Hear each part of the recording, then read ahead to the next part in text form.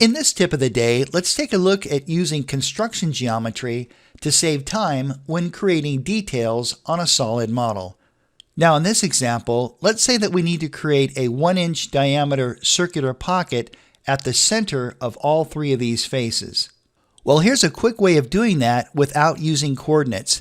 Head over to the Command Manager, select Line, and then what you're going to do is create a diagonal line in between opposing corners of each face. So here's how we do that. We're going to left click, and when we're done, right hand mouse click, and then right hand mouse click.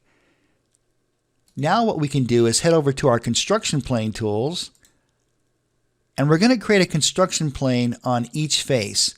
Let's use this command because this is much faster than using construction plane through 3 points.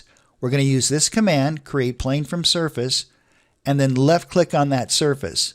Once we've done that, we can go into our circle command, and now you can simply left click the very center of each one of those diagonal lines. Just make sure you get that little triangular prompt to ensure you're at the center. Then left click to create the circle, and then right hand mouse click to finish the command. Now let's go back into our same construction plane tool and snap that face. Back into the circle command, and just left click the center of the diagonal line. And when you're done, right hand mouse click.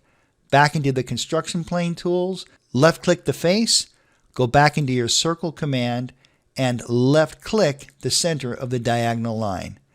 And by snapping to the center of those diagonal lines, you've saved yourself from having to use coordinates.